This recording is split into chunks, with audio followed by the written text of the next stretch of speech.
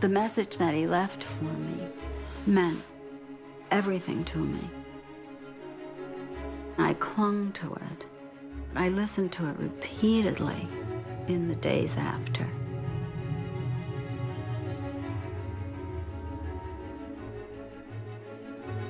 Everybody has told me that has lost loved ones, you'll lose the sound of their voice. I've probably listened to the message hundreds of times. It's available anytime I want to play it back. It's there. I hear it, and I know it. I'm still very fragile to listen to it, and so I'm comforted to know it's there, but I don't listen to it. On September the 11th, 2001, nearly 3,000 families lost a loved one. The Twin Towers collapsed with such destructive force that only 300 bodies were recovered. But for some families, there is another legacy. Trapped inside the towers, many people tried to make desperate contact with the outside world. Some were able to speak on the phone. Others could only leave messages. Since that day, families have lived with the memory of these final words from their loved ones. Many of these calls have never been heard in public and are featured here for the first time. All are used with the full consent of the relatives, who only now feel ready to talk about them. These recordings shed light on what really happened inside the towers, but they also reveal something more profound about the choices people make in their final moments, who to turn to, and what to say. Obviously a pretty scary experience. I saw a guy fall out of probably the 91st story all the way down. Okay. Now you can stay on the line with me.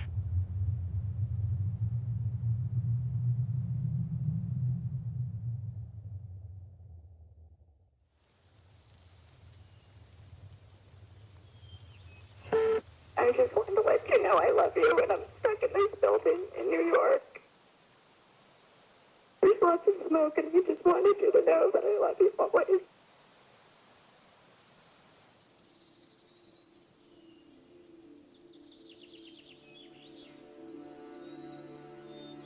My dog, Coco, wakes me up somewhere approximately 5:30 in the morning and wants to go for a walk. So at 5:30 in the morning, I get out of bed, brush my teeth, throw some water on my face.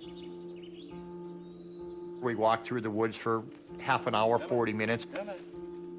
I say a little prayer every single day and talk to Melissa. You know, it's just, I know she's there, I know she's listening to me. I was the last person from the outside world that she spoke to. I'll always remember that.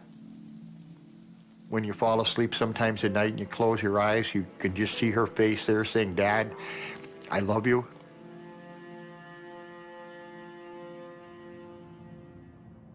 On September the 11th, Bob Harrington's daughter Melissa was in New York for just one day. Aged 31, she was a high-powered business executive and was there to oversee the merger of her company. The meeting was on the 101st floor of the North Tower of the World Trade Center. She was only going to be there that Tuesday. When the merger was done, she was flying back to California the next day.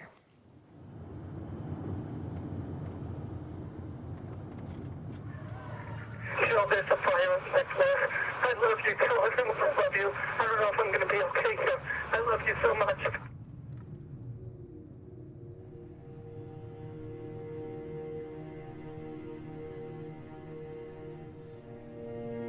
We found nothing of Jim. He was completely destroyed. So the fact that I'd spoken to him means so much to me. I think that the healing process is ongoing. It's important to let people know what families of 9/11 have been experiencing, what we've been going through, what we've gone through. We still have those memories that we don't want anybody to ever forget. Jill Gartenberg had just started a family with her 35-year-old husband, Jim. A successful real estate executive, Jim had recently accepted a promotion at a new company. On September the 11th, he had only gone in to clear his desk at his office on the 86th floor of the North Tower. Saying goodbye, I love you, is the last thing I can remember seeing him walking out the door that morning on September 11th. We just had a plane crash into upper floor of the World Trade Center. The World Trade Center, tower number 1, is on fire. The whole outside of the building was just send every available ambulance to the World Trade Center now. In the minutes after American Airlines Flight 11 collided with the North Tower, the live pictures were flashed across the world. We have numerous people trapped. But those inside were unable to see what had happened. Desperate for information, they made more than 3,000 calls in the first 10 minutes alone. He says he's at the 105th floor at One World Trade Center. At the top of the North Tower, 100 people were attending a conference at the Windows on the World restaurant.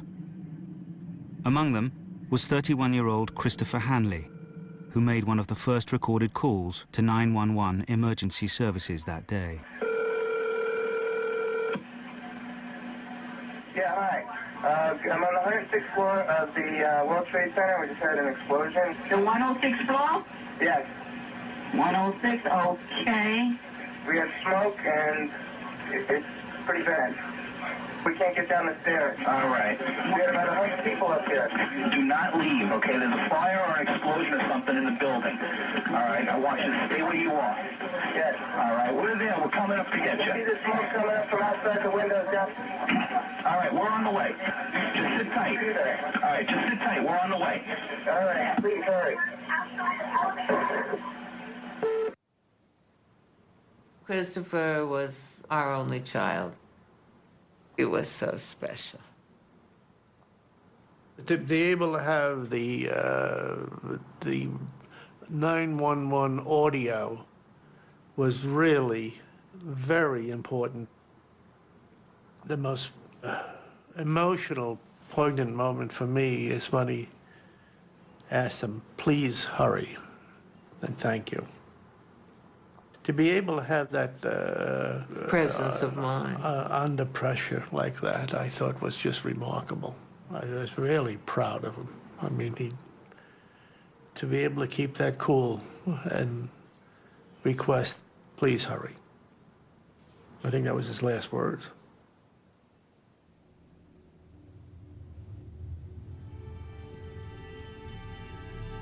The sonic record of that day, the audible record of that day, is essential because the visual record of that day is limited to the exteriors. What we see with our eyes are two buildings in flames. And these calls and these radio transmissions, they show us through sound what we couldn't see with our eyes. They're part of the fabric of the day that we wouldn't know or have any understanding of without this sonic record. No. Easy. There's a tree in front of my house that was planted the week after Melissa was born. The tree grew up, Melissa grew up, and the tree grew up to be probably the biggest tree on the street. And Melissa grew up to be such a fine, nice, beautiful young lady. Melissa would have been 39 last week. Now the tree is probably 40, 50 feet high. When I planted it, it was 5 feet high and as skinny as 2 fingers together. So, you know, I look out and I see that tree and I just remember the day she was born.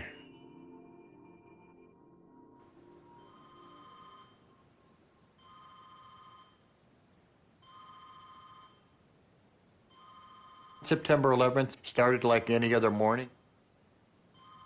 Woke up, put a pot of coffee on. I was making the bed and the telephone rang.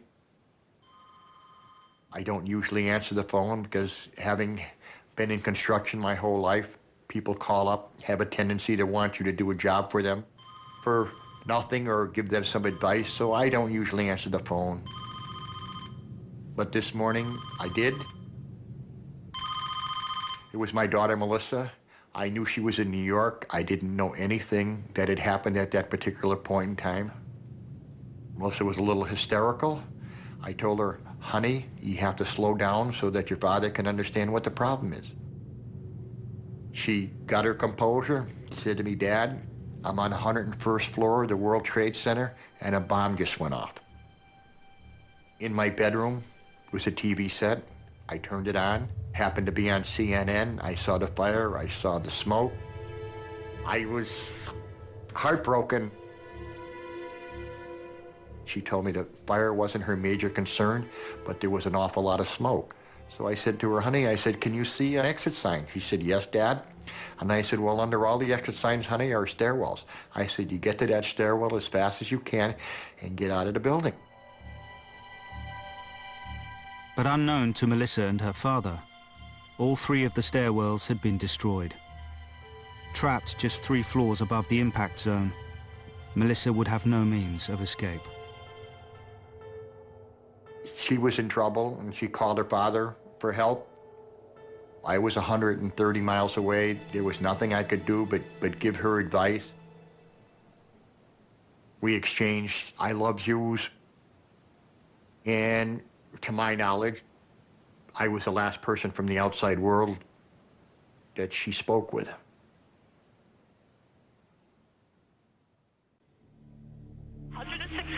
There's no injuries, but the people are trapped and don't know where. We're on the 106th floor of the World Trade Center. All right, we're there. We're taking care of it. Okay.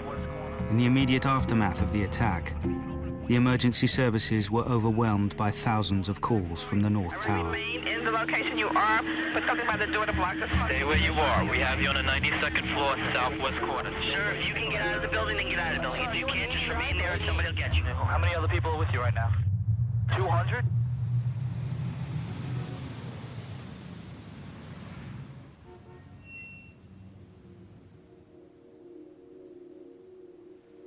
Morning. Happy birthday. Wow. Okay, you want to open this? This is Nicole. This was my favorite toy when I was 2. I hope you like it. Natalie. I think 9/11 comes up pretty regularly in everybody's lives. I mean, you watch television, you go to an airport, anytime you travel. You didn't go to Zita's house? So much has changed since 9/11. Everybody talks about 9/11. It's in the newspapers probably every day. And all I think about when I hear that 9/11 is, I am so proud that my husband did what he could that morning.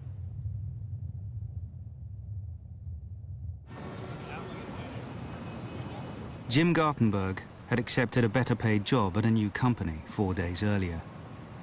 Welcome news, as his wife Jill was pregnant with their second child.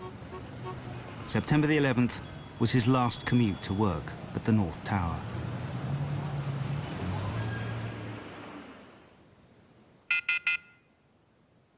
I went to work soon after he did, and my office is very close to our apartment, so I just walked the few blocks. When I got there, there was a message light blinking, and I listened to the machine right away.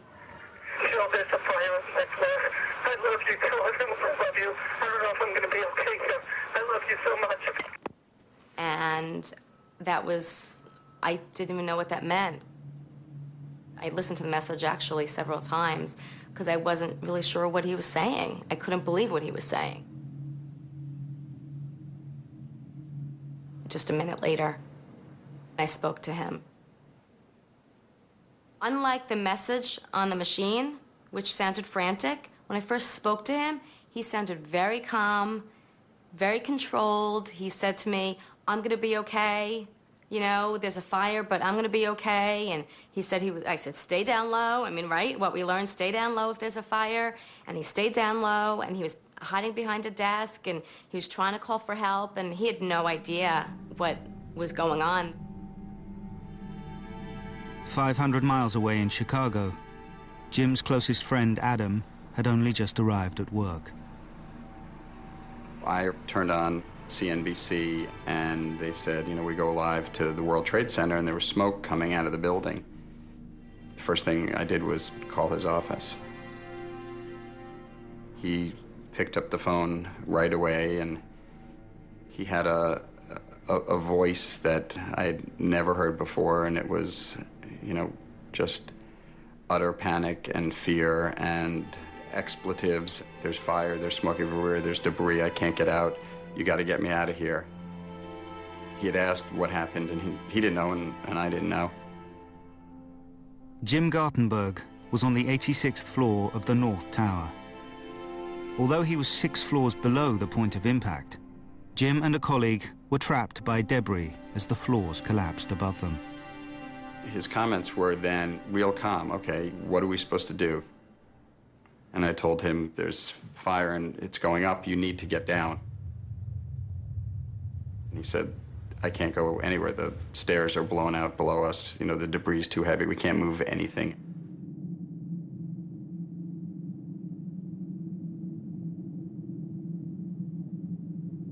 It was very unusual that people outside had almost a greater sense of alarm and urgency than the people inside who were in the dark. Families were seeing the billowing smoke and the flames licking up the side of the building. It was just a terrible responsibility for the people on the outside to have to say, it's worse than you think. 15 minutes after the North Tower had been hit, most people in Tower 2, the South Tower, were still at their desks and watching the tragedy unfold. Amongst them was 24-year-old trader Brad Fetchett, who left a message for his mother to tell her he was safe. Hey, Mom, it's Brad. Just wanted to call and let you know, I'm sure that you heard that a plane crashed into World Trade Center 1. We're fine. We're in World Trade Center 2. I'm obviously alive and well over here, but obviously a pretty scary experience. I saw a guy fall out of probably the 91st story all the way down. So you're welcome to give a call here. I think we'll be here all day, but give me a call back later. Love you. He was trying to reassure us that he was okay, but you could tell as he cleared his voice when he talked about seeing someone fall from the 91st floor that there was a lot of fear in his voice. It's available anytime I want to play it back. It's there. I hear it, and I know it, and I'm still very fragile to listen to it, and so I'm comforted to know it's there, but I don't listen to it.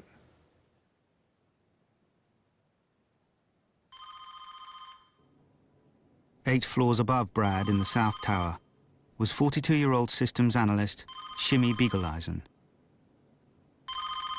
The phone rang and it was Shimmy. Ma, don't worry, I'm fine. And I said, please don't waste any time. I know all about it, get out. And he said, listen, and he put the receiver up to the loudspeaker, and I heard the announcement, do not leave your office, this building is secure.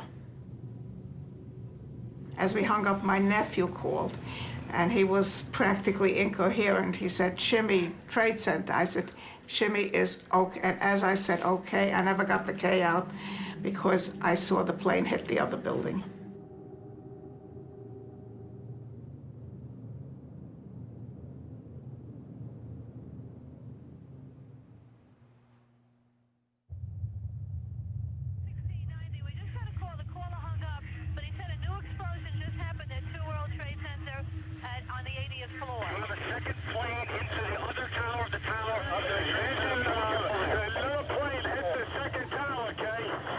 At 9:03, 17 minutes after the North Tower was struck, United Airlines Flight 175 flew into the South Tower. Immediately, the emergency services were flooded with calls, as 700 people were trapped above the impact zone. Lieutenant, Manhattan Dispatch. Yes, hi. Major disaster, number 2 World Trade Center, requesting everything possible. Northwest Conference Room. Tower 2, room 105. This is at the World Trade Center. People are trapped. I have a call on the line. The line is open. What floor are you on? They're not answering. We're getting millions of calls there. All I can say to do is stay near the window, stay low, put a towel by the head. The firefighters in the city are on their way over there. Yes, sir. I understand that. All right, we're trying to get to people as fast as we can.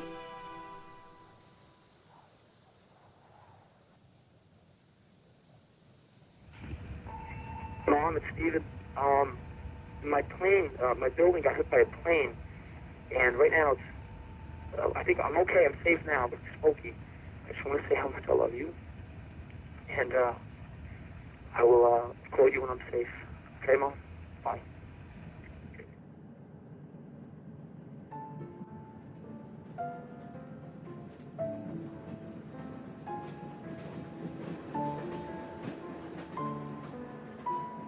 It's a tribute to Stephen that at the moment of his death, it can be said that he was on good terms with every member of his family. And that's not easy. Stephen was with us for 33 years, and we have a choice. We can either say we are so mad that he's not here, or we can say we had him for 33 years. And we have a feast to return to, the feast of the memories.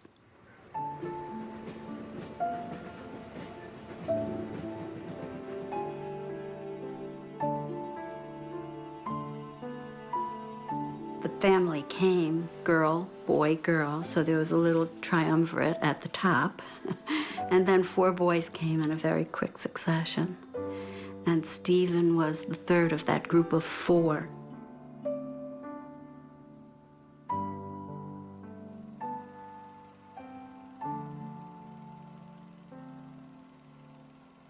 Stephen was very relaxed, smiling, laughing. He was very laid back, very happy. You know, he really was happy a lot of the time. Stephen was really a peacekeeper within the family because we all have very strong personalities, and at a dinner table we all want to voice our opinion, and Stephen was the best, I think, of any of us of listening to all sides of an argument and really keeping the peace. That was the role that I thought he played in our family. He definitely did that, and it's a challenge to fill that role now. Following a successful career as a college basketball player, Stephen had moved to New York. At 33, he was now a trader with an investment company in the South Tower.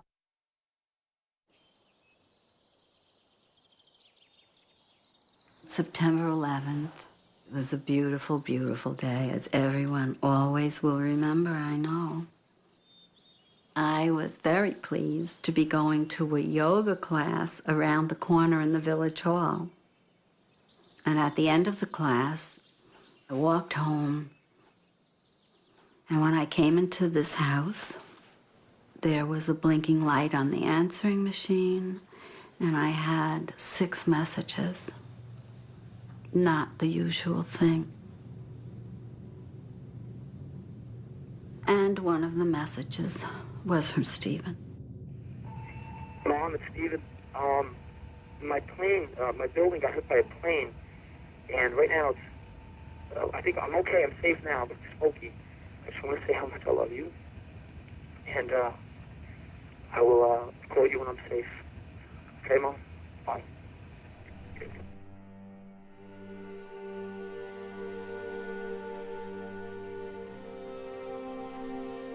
Stephen worked in the South Tower. He was on the 89th floor. He said that he was going to call me and that he was going to be all right. There were messages then from people calling to say, "Anne, are your children all right?" And then there was a message from my husband And he said, promise me you will not turn on the television. And that was an easy promise to make. I just went out in the backyard and I sat in a plastic, you know, those $5 plastic chairs under a tree, and with the phone in my lap, preparing myself for what I would need to face. Two worlds, you're on the 88th floor, northwest corner. Okay, now, you get soaking wet towels, and you can put them at the doorway. And you're in two world trade, right? You're going to hand the door. Sorry, are you on the 89th or 88th? Families often have a map in their minds of where their loved ones are in the world. You know, if somebody in your family is working at a place that has now become the center of all the world's attention, and there's a calamity unfolding. In your mind, you're trying to place your loved one. Where are they in relationship to this terrible series of events that's unfolding? I feel so bad that we can't do more. You don't know. Oh, boy. It's an awful thing. It's an awful, awful, awful thing to call somebody and tell them you're going to die. That's an awful thing.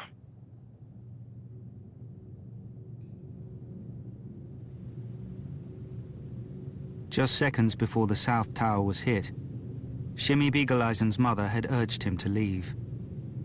Now he was trapped on the 97th floor.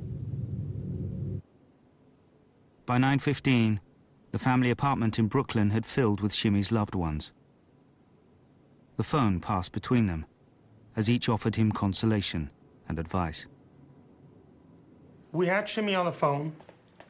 We were trying to find different ways how to calm him down and relax him, possibly of different ways of maybe getting out, him trying different exits. At one point when I was talking to him, he shared a few private things with me. He asked me to look after his wife and children. And all this time, I was able to hear in his voice that the situation was becoming a lot worse. There was now fire and dense smoke above the impact zone. Those trapped there began to panic. Shimmy's close friend, David, called to try and calm him. Shimmy? Yeah. Just hang in there. Just breathe slowly through the towel. You breathing through the towel? It's fine. Everything's fine. Everybody's fine. Everybody's very calm. Everything's going to be fine. You have to stay calm. Everybody here is calm, I promise you. The girls don't even know because they're in school. The parents are here. They're very calm. Just keep your head straight. Okay, do you see smoke by the window? The fire department wants to... You can't see? Do we see smoke by the windows? The fire department wants to know. No smoke by the window. No smoke by the window. Listen carefully. As a last resort, break the window as small as possible just to get a little air in. Okay, but you follow? Yes. Okay, how so? They said the last resort we should open the window just a little bit to get some air in. Can you open the window or you have to break it? Yeah. Huh? You have to break it. Yeah. Okay, Shimmy. Yeah. Break the window. Break the window. As little as possible. Just get a little air. Just get a little air. Okay. If you're running out of air. If you're running out of air, we should do that. Okay. Okay? I'm very grateful that he was able to spend his last moments speaking to the people who were closest to him. At the end of your life, I would imagine you want some sort of comfort, and I hope, and it seems from what everyone has told me, that he was given that. That's all I could hope for.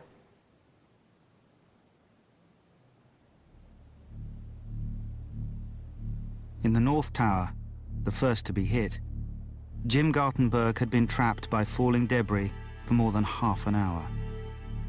Having spoken to his wife, Jill, and best friend Adam, Jim now wanted his predicament to be known to the watching world. He managed to make contact with a reporter at the New York Times, Jim Dwyer. I spoke with him several times that morning, and I was trying to understand what his predicament was, why he couldn't get to the to the stairs or why he couldn't get to an exit. And he said that, the walls were cracking and folding over, and he couldn't get to where he needed to be. Mr. Gartenberg seemed to be very directed, very focused. I mean, he was, there's a sense of great urgency in his voice, but I didn't feel like he was panicking. He wanted people to know where he was and that he couldn't leave the building. Happy birthday to you. Happy birthday to you. Nicole. Yay.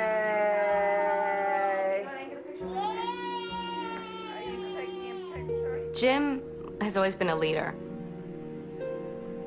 And I think that showed through on that day.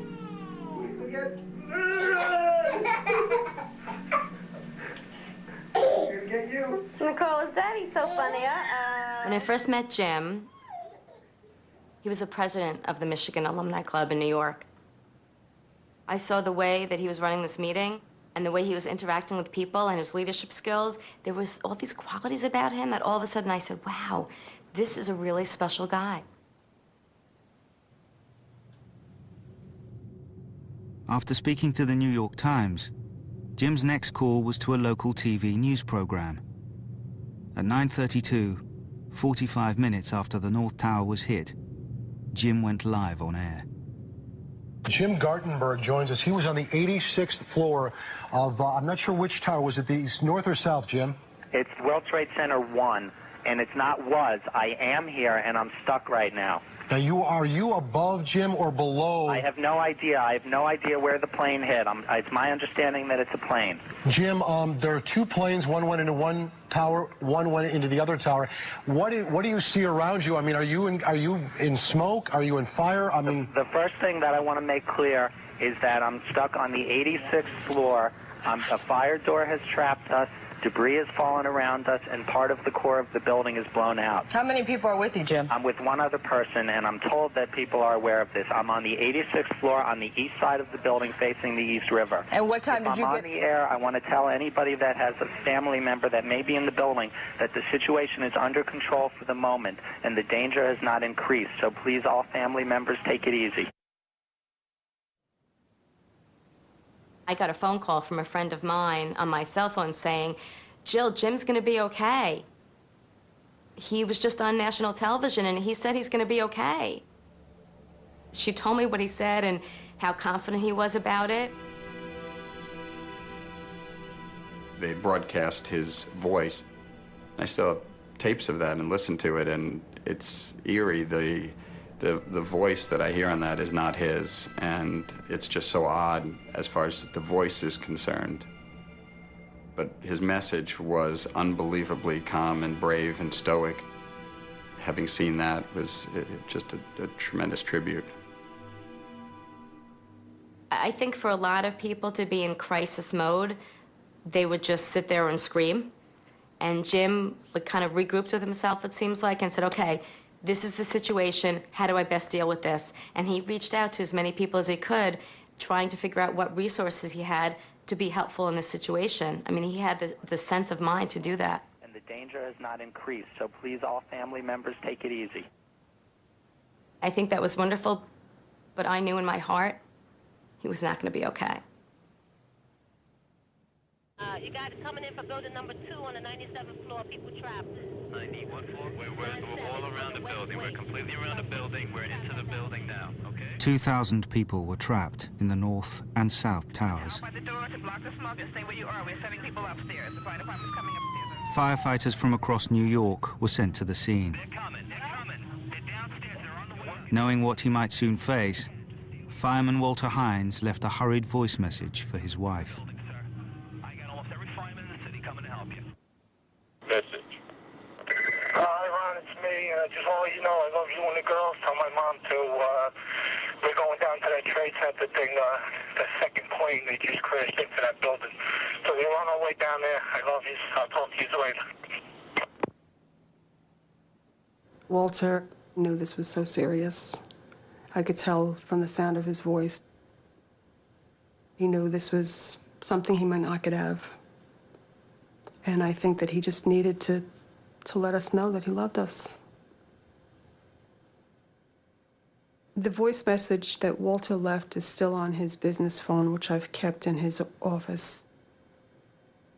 I've probably listened to the message hundreds of times. Everybody has told me that has lost loved ones that you lose the sound of their voice, that you can't remember the sound of people's voices after they've gone. And I tend to think that that's true. I think it's a good reminder to have Walter's message for my daughters, that they can continue to hear him.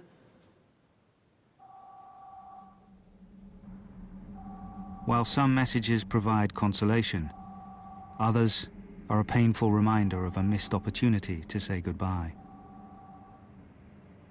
I woke up to my telephone ringing. I worked nights at the time, so I didn't want to be bothered. And then my cell phone rang again.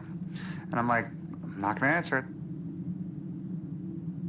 I'd say it was probably about 1 o'clock in the afternoon that my cell phone rang with a message. Saved message. Neil, it's Brian. A plane crashed into the Trade Center. It's on fire, and I'm in it. And I can't breathe. Tell everyone I love them. I don't get out of here. End of message. Brian left that message, and that must have been the first or second phone call that I received that morning. And I mean, I just didn't realize it. You know, it's really hard to struggle with, you know, what would have happened if I answered the phone? You know, but I mean, I couldn't do anything, even if I did answer it. I keep the message on an MP3 file, so I have it on CD, I have it hidden away in a safe, I have it, you know, on every hard drive I have it like everywhere just so that nothing happens to it. It's Brian's last words. I mean, that's one of the reasons why recordings were made, was so people could record their last words.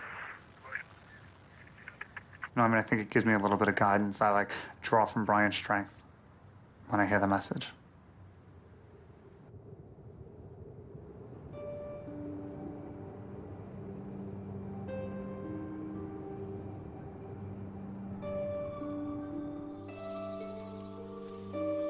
Just 3 floors below Brian Nunez in the North Tower was Melissa Harrington Hughes.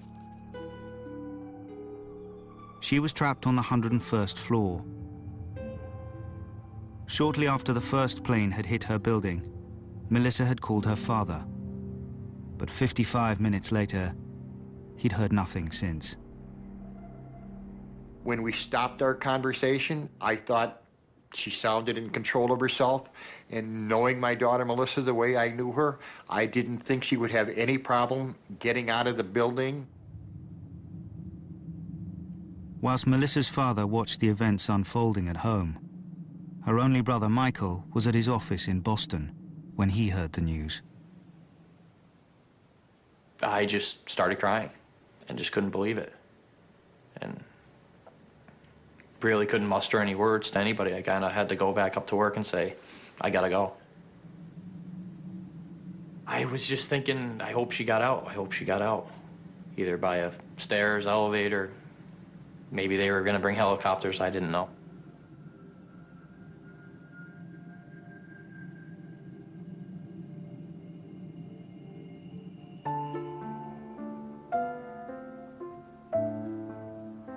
My sister was very protective of me. I can't say growing up I realized it, because as a younger brother, you're always thinking the negative when you're younger. You get mad, you get upset. I don't like you, get away from me, you know, the typical brother-sister thing. But as time progressed, she looked out for me tremendously. It's, he knew You jerk, it was working? No, it wasn't working. But you know what? What? It's working now. The relationship between Melissa and my father when she was growing up, kind of in the teenage high school years, was probably hostile at times.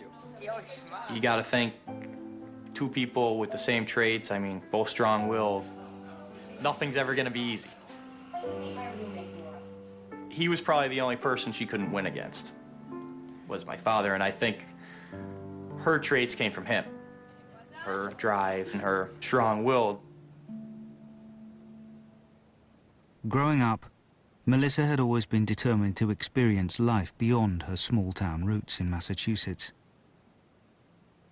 Melissa spent the summer in France.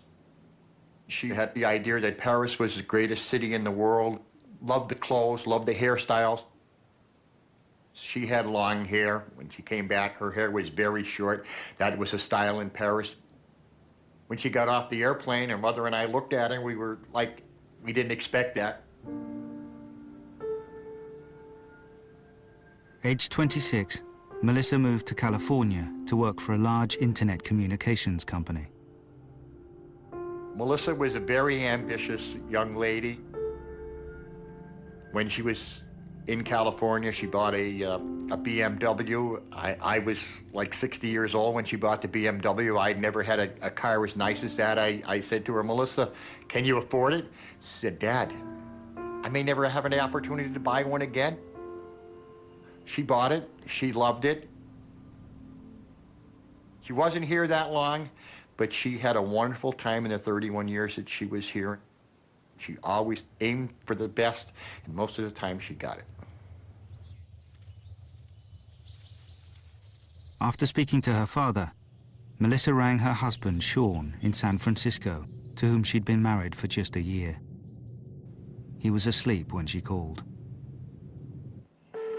Sean, it's me. I just wanted to let you know I love you, and I'm stuck in this building in New York. There's lots of smoke, and I just wanted you to know that I love you always. Melissa met Sean at a junior club dance. That's basically how they started their relationship. He was a very nice young man, and they were an extremely attractive couple.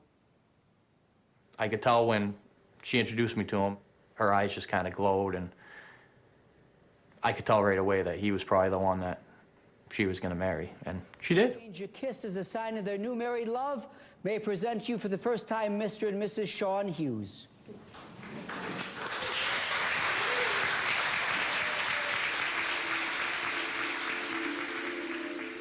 When I heard her message to Sean, I heard in her voice hopelessness. She was telling Sean that this is it, Sean, for me, but I'll love you forever, buddy.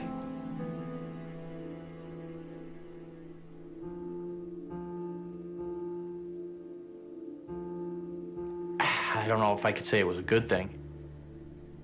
It was good to hear her voice. Good to see that she called her husband. Emotional when you heard it. All sorts of different emotions coming out.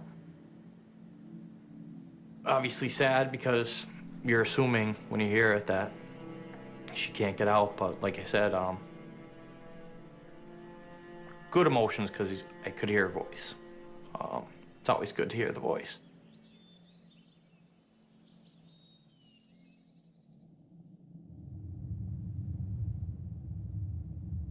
An hour after the first plane struck the North Tower, some people were still struggling to make their first contact with loved ones. The phone networks were overloaded.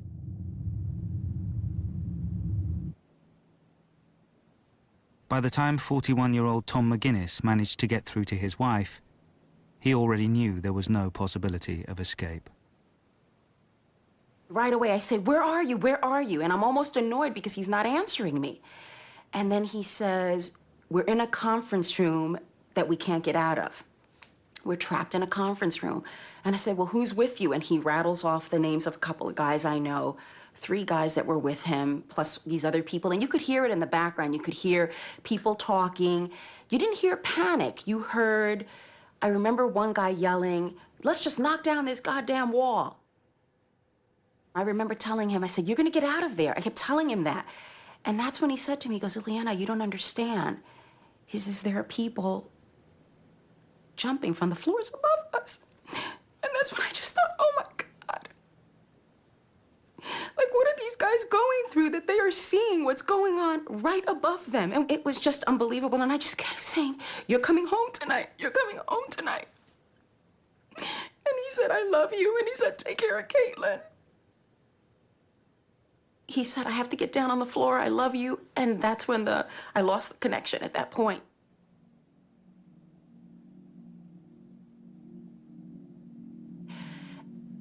There is a great comfort in the fact that I got to talk to him.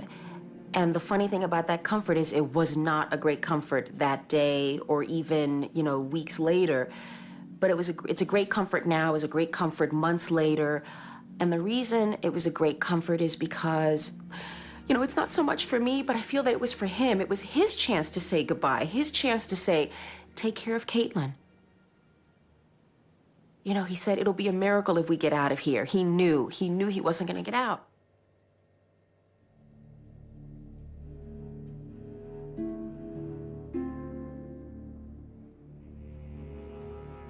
In the South Tower, the second to be hit, conditions were now desperate. Stephen Muldery worked alongside a group of close college friends, all former high school athletes. As the fire spread, the group made a collective decision to stick together and try and reach the roof. They now faced a grueling 21-story climb up the stairwells through heat and smoke.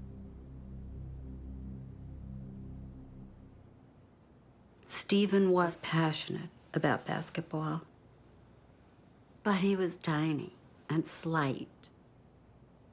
I have a picture of him in 8th grade when he was devoted to basketball. And he is standing between two fully grown classmates who were his best friends. And he looks like he's the mascot, and he wasn't. He hung in there. I feel basketball was a critical element in the person he grew to be. He never lost the fire or the desire. I saw it in the aftermath of Stephen's death, when the loyalty of all the people he had played basketball with was made evident to me. And I saw the gifts that had come from the teamwork.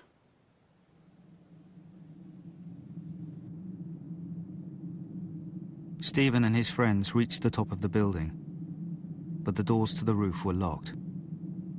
They retreated back down the stairwells and took refuge in an empty conference room on the 88th floor. Sharing a single mobile phone, each one took turns to say their goodbyes. Stephen and others passed the phone around and let people get word out to their family members. And at this point, there was a sense of dread among those people making the calls. There was a sense that they were doomed. People used their last minutes of conversation to talk with their families and their loved ones and their friends. They said, you made my life better, I want you to take care of so-and-so. I want you to, know this about the truth of our lives. And it was a kind of a moment of truth for many people, a moment of desperate truth, but also transcendent truth.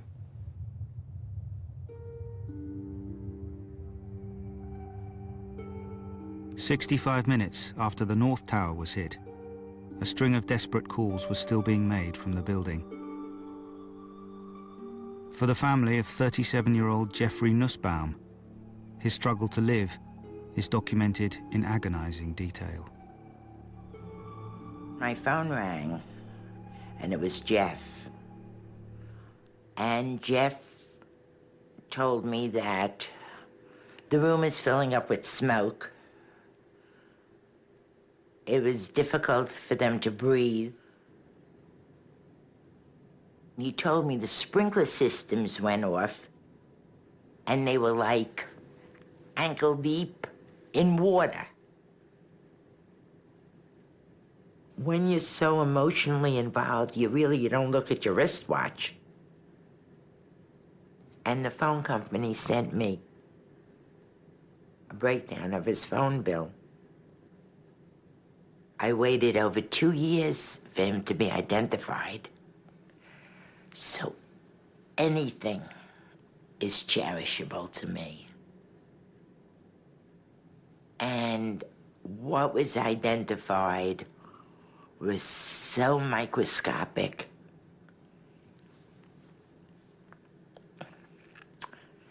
That you hold on to everything, even the telephone bill.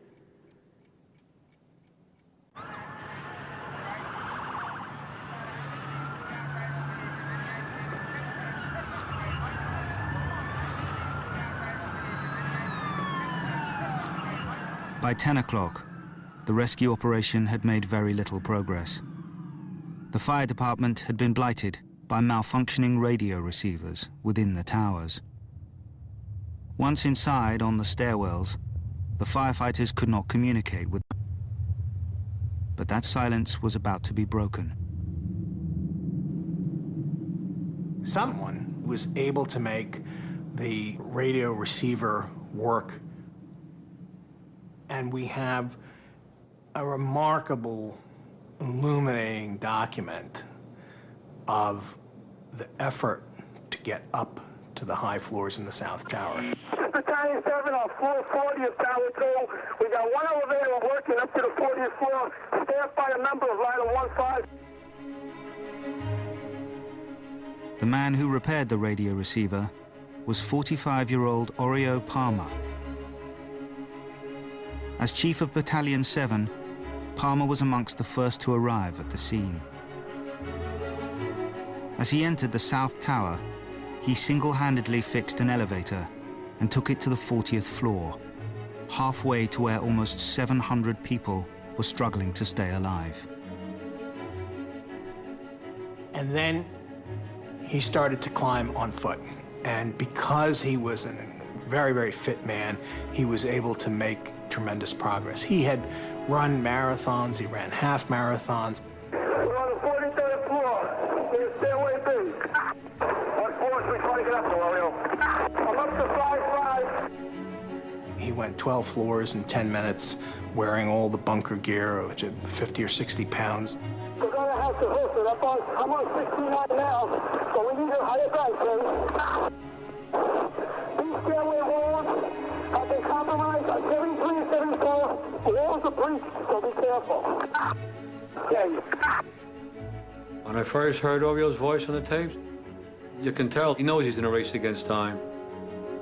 Oreo's conserving his oxygen, he's conserving his energy. That's why there's not a lot of chatter on his part on the tape. During his ascent, Palmer discovered that one stairwell, the south, was still intact all the way to the impact zone and beyond. For the hundreds trapped there, this stairwell could have been an escape route. What stair are you in, Oreo? South Tower, South Tower. The 78th floor in the South Tower was the bridge point between living and the dead. It was a transfer spot in the elevator system, and a lot of people had mass there. And when the second plane hit, a lot of them were killed outright, a lot of them were injured and waiting for help. And Oreo Palmer was rising and racing to that point to get to them.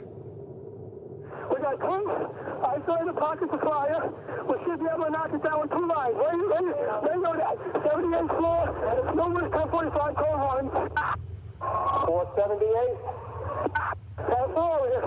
Numerous civilians, we have 2 engines up here. All right, 10-4, we're on our way. Oreo got up there pretty quick.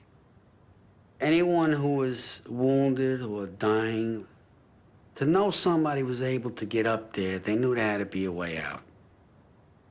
The people who were there at the point of impact, to have seen him, I can only imagine there must have been some elation or euphoria that's probably undescribable. Maybe. Just to see him and realize there's some hope here, thanks to this guy who just made it up here.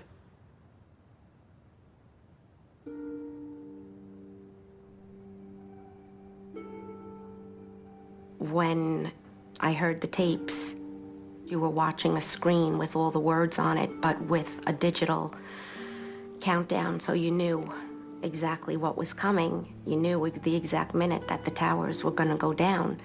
And you can't help but feel like you want to jump out of your seat and say, hurry up and get out of there. You know, you have one more minute before it comes down. And that's the hard part. That was the hard part. I was not surprised when I heard that Oreo had made it to the 78th floor. He made it up to the point of impact, and it's amazing. He left a story behind. My kids will have it, their kids will have it, and I just feel that it's to honor his memory and the person that he was. 7 minutes after Palmer's last words, the South Tower would collapse. There is one 911 call which captures this moment from inside the building. It highlights the moral complexity of hearing the suffering of those trapped.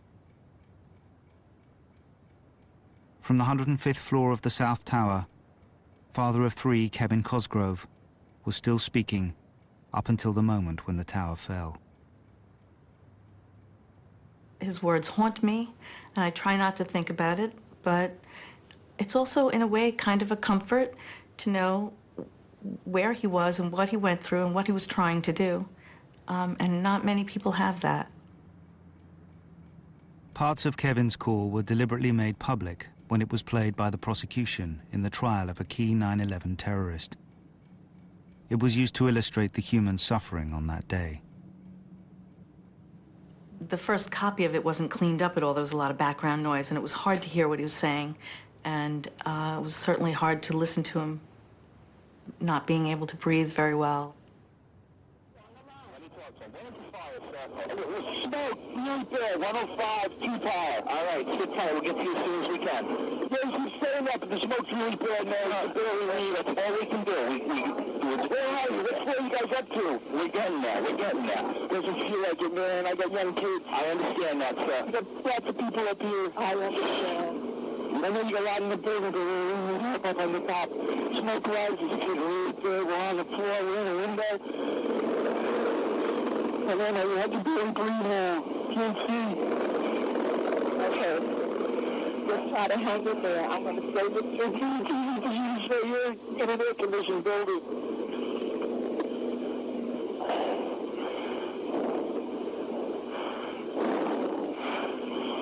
It's really bad. It's black. It's arid. We're young men. We're not ready to die. I'm good. Hello? Hello? We're looking at financial center. 3 of us, 2 broken windows.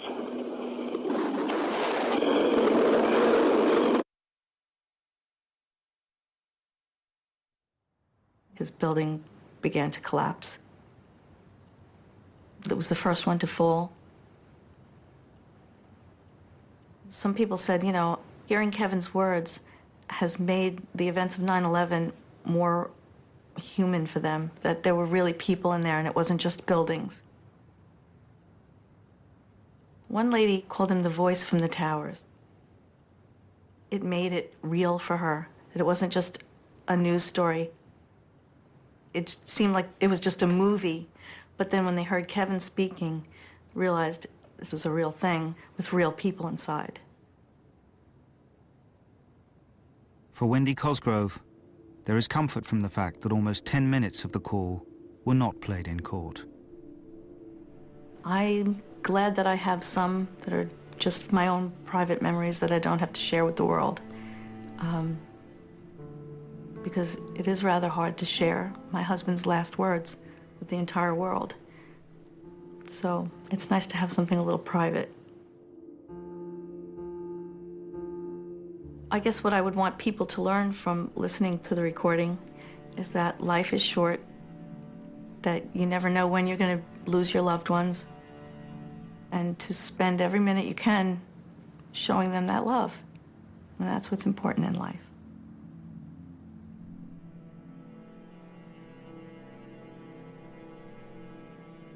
After 62 minutes, the South Tower, although the second to be hit, was the first to fall. Almost 1,000 civilians and firefighters died. Along with Kevin Cosgrove, they included Brad Fetchit, Shimmy Biegeleisen, firefighter Walter Hines, Battalion Chief Oreo Palmer, and Stephen Muldery. The phone rang, and it was Amy, my youngest daughter. And the first thing I said to her was, "Where's Stephen?" And she didn't answer. There was just silence. I got home and I called my mother, and she was so happy to hear my voice. And I told her about Stephen. And I just know she just screamed, and that was it. She knew he was gone.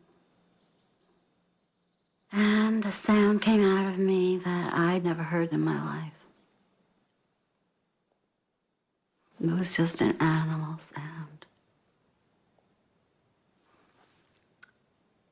And I knew when I heard that sound for the first time in my life, that howl, that it was universal.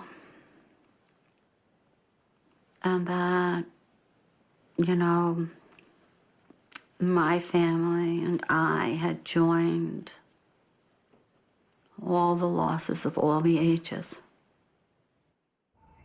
Mom, it's Stephen. My plane, my building got hit by a plane, and right now it's, I think I'm okay, I'm safe now. The message that he left for me meant everything to me. I mean, I clung to it. I listened to it repeatedly in the days after. But I did put it aside at a certain point and say that I would not continue to do that. And a very odd thing happened, and it is that as time went by, I created a new message that had never been left. I added to what he had left, thinking he had left it. In his message to me, he said, "I'll be all right, and I will call you." In the message that I then began living with, you know, maybe a year after, was, "I'll be all right, and you will too." I made him say it in my memory over and over and over again.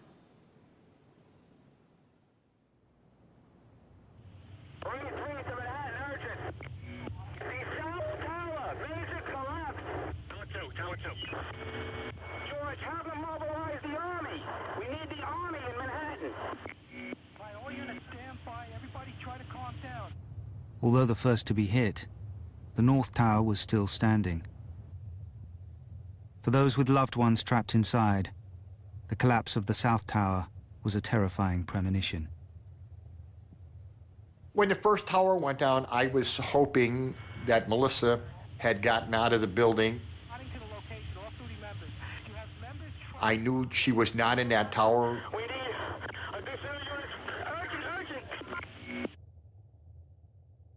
Dad really wanted her to call back. Sean had told us that she had called him. He really wanted her to call back again.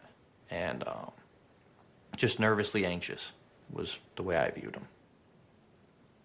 As a parent, you always want to have hope. I thought that if there was a way to get out of the building, that Melissa, at that point in time, that she would have been out of the building. I was on the phone with one of Jim's friends when the first tower collapsed. All you could hear if you listened in on the call was just crying and wailing. And then this, after about 5 or 10 minutes of that, this sense of calm that, oh wait, that's not his tower. It feels strange to report on the events of that day, that we just isolated Jimmy's safety and how we could distance ourselves from the horrific event and the casualties that everybody else faced. But that felt like our duty. My parents were down in Florida on September 11th. They were not watching television until I told them to turn it on.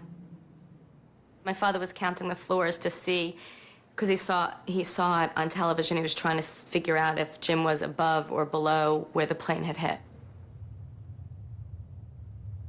The first thing my father said to me was, he was such a great father. You know, and I said, that makes it real, because for me to think he's not going to make it out is one thing, but for my father to say that, because if it's in the past, that made it real, more real for me, that this was really, his life was ending.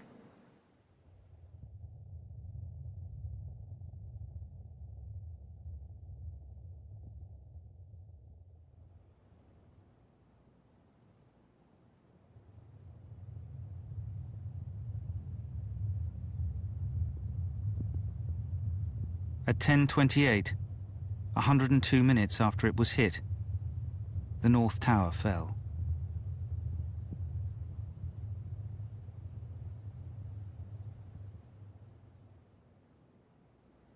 I saw the tower fall.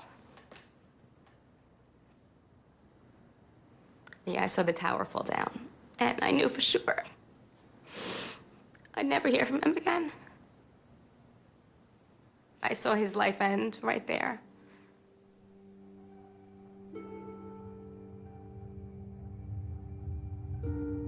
I felt, you know, my heart had been ripped from my body. I can't ever remember feeling that sadness ever in life, or that much emotion and tears, and nor do I hope I ever will. My wife Beverly was working, teaching school in Chicopee. I had to drive to Chicopee to inform my wife that Melissa was in the North Tower. We were listening to the whole thing on the radio when we were driving back, and on our way home, the North Tower collapsed. My wife asked me to shut the radio off. I shut the radio off, and we came home and cried together.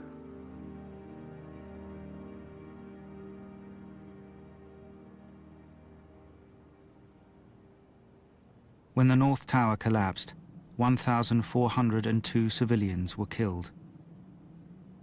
Along with Melissa Harrington Hughes and Jim Gartenberg, they included Christopher Hanley,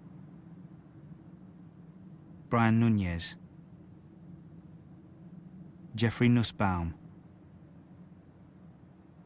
and Tom McGuinness.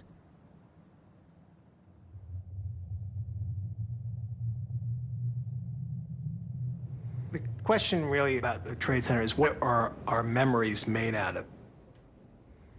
Are they made out of images and myths? Are they made out of the hard facts? The audible record of that day is essential, because if history is going to be a tool for the living, if memory is going to be something that we can rely on, then you can't blink, you can't turn away. You have to say, this is what happened, and this is how it happened. For the families, the pain of September the 11th may never recede. But now that several years have passed, they are beginning to understand the profound legacy of their loved one's final words. My mother is very philosophical. She doesn't get stuck by something like this. I think she recognizes it and it sort of absorbs it and tries to make the most of it, and she looks forward. So she's doing well, I think. The world doesn't stop for every tragic loss of life. And, you know, I kind of wish the world could. The world gets too busy, And I understand. You can't. You'd be in constant grieving.